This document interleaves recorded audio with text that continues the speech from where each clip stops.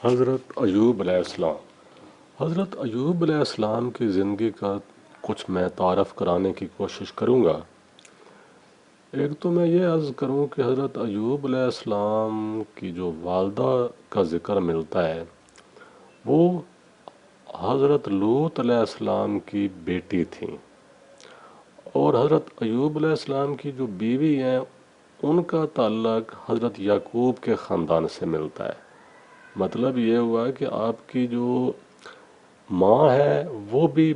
پیغمبر کی بیٹی ہے، حضرت لوط علیہ السلام کی بیٹی، جو کہ حضرت ایوب علیہ السلام کی والدہ ہیں، اور حضرت ایوب علیہ السلام کی جو اہلیہ ہے ان کا تعلق حضرت یعقوب کے خاندان سے ملتا ہے۔ تو مطلب یہ ہوا کہ آپ کی جو ماں ہوئی وہ بھی پیغمبر کے نسل سے، اور آپ کی جو بیوی تھی وہ بھی پیغمبر کی نسل سے۔ تو اب میں وضاحت یہ کروں کہ حضرت ایوب علیہ السلام کا جو پیشہ تھا وہ تھا زراعت، زمیندارہ، اور یہ اپنے دور کے اہل ثروت اچھے خاصے جو بڑے زمیندار ہوتے ہیں اور سرمایہ دار طبقہ ہوتا ہے، حضرت ایوب علیہ السلام کا شمار اس طبقے میں ہوتا تھا۔ مالی لحاظ سے یہ اپنے وقت کے مضبوط ترین بندے گزرے ہیں اللہ کے۔ ان کا جو تاریخ کی مختلف کتابوں میں جو مال و اسباب کا ذکر ملتا ہے، یہاں میں یہ بھی واضح کروں کہ یہ جو ہے نا پیغمبر حضرت ابراہیم کا بھی پیشہ زراعت ہی لکھا گیا ہے، اور حضرت ایوب علیہ السلام کا پیشہ بھی زراعت ہی تھا۔ حضرت ایوب کی ملکیت میں جو علاقہ تھا، جو زمین تھی، وہ شام کا علاقہ تھا۔ شام کے علاقے میں آپ زمینداری کرتے تھے، اور اس علاقے میں آپ کی 1000 بکریاں تھیں جن کے چروانے کے لیے ان کے نوکر ہوتے تھے، چروائے۔ ان 1000 بکریوں کا حفاظت کرنے کے لیے وہ نوکر الگ تھے، اور وہ جو زمین تھی حضرت ایوب کے ملکیت میں، اس زمانے میں کاشتکاری تو صرف بیلوں سے ہی ہو سکتی تھی، تو اس زمین کو کاشت کرنے کے لیے 500 جو جوڑے تھے بیلوں کے وہ موجود تھے۔ 500 جوڑوں سے مراد 1000 بیل ہو گیا، اور ان 1000 بیلوں کی کوئی خدمت کرنے کے لیے، ان کی پرورش کرنے کے لیے، ان کی حفاظت کرنے کے لیے جو نوکر بتائے گئے ہیں وہ ان کی تعداد ملتی ہے 500۔ 500 نوکر تھے جو ان کی خدمت ان کی بیلوں کی کرتے تھے،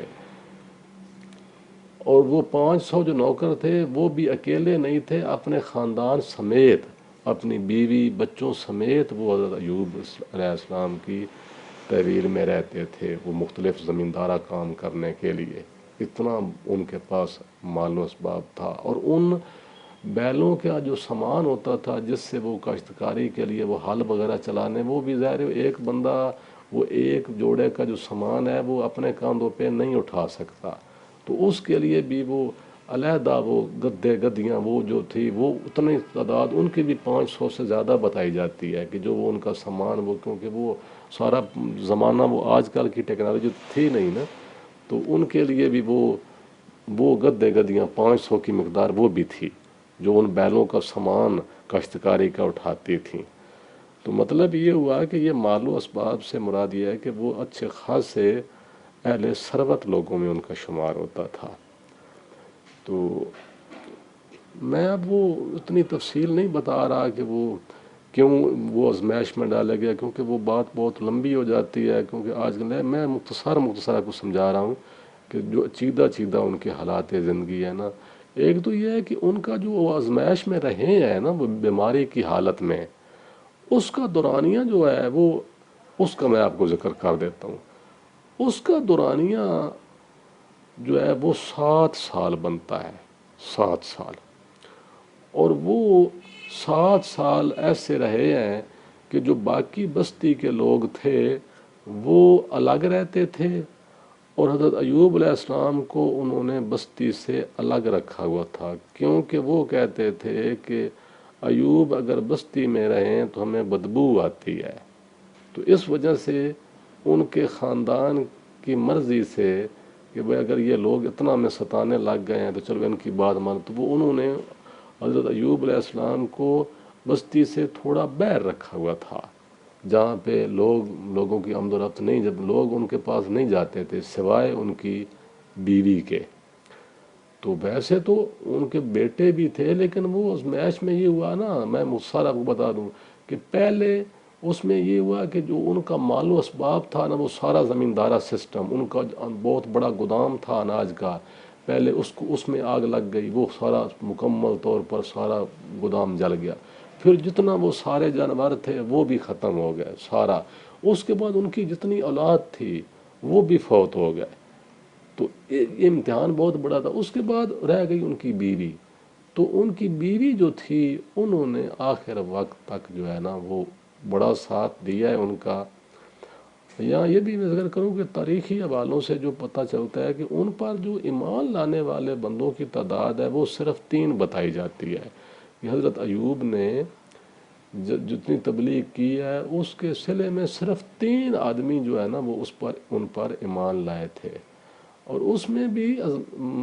ازمائش کی انتہا دیکھو کہ آپ کی اہلیہ کے علاوہ اور کوئی بھی آپ کے پاس نہ جاتا تھا۔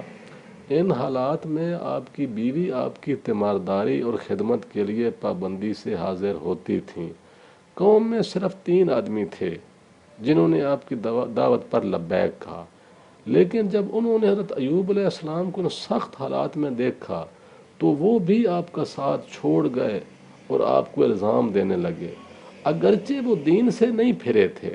لیکن آپ کی کوئی مزاج پرسی نہیں کرتے تھے، بلکہ آپ کو جھڑکنا شروع کر دیا۔ اور مختلف لوگوں کے ساتھ ان کی رائے میں بھی یہی بات آ گئی کہ پتہ نہیں ہم ٹھیک ہیں، لیکن ظاہری طور پر وہ اپنے ایمان پر رہے۔ تو اس کے بعد جب انہوں نے اب جھڑکا تو اس کے بعد اللہ تعالیٰ نے پھر حضرت ایوب علیہ السلام کو حکم دیا کہ زمین پر اپنا پاؤں مار اور غسل کر اور پینے کے لیے ٹھنڈا پانی پی۔ تو اس کے بعد یہ ہوا کہ حضرت ایوب نے کہ جس جگہ پہ وہ بیٹھے تھے تنہائی میں، وہیں پر پانی جاری ہوا، اسی پانی سے آپ نے غسل کیا،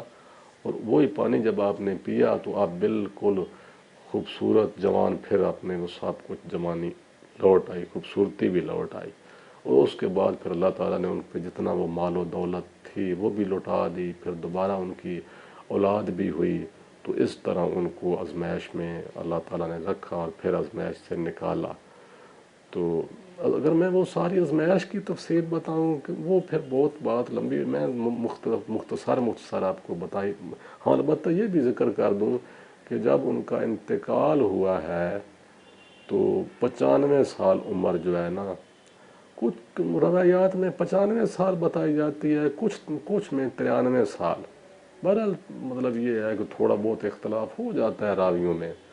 مطلب 90 سے اوپر ہی تھی جس وقت آپ کا انتقال ہوا۔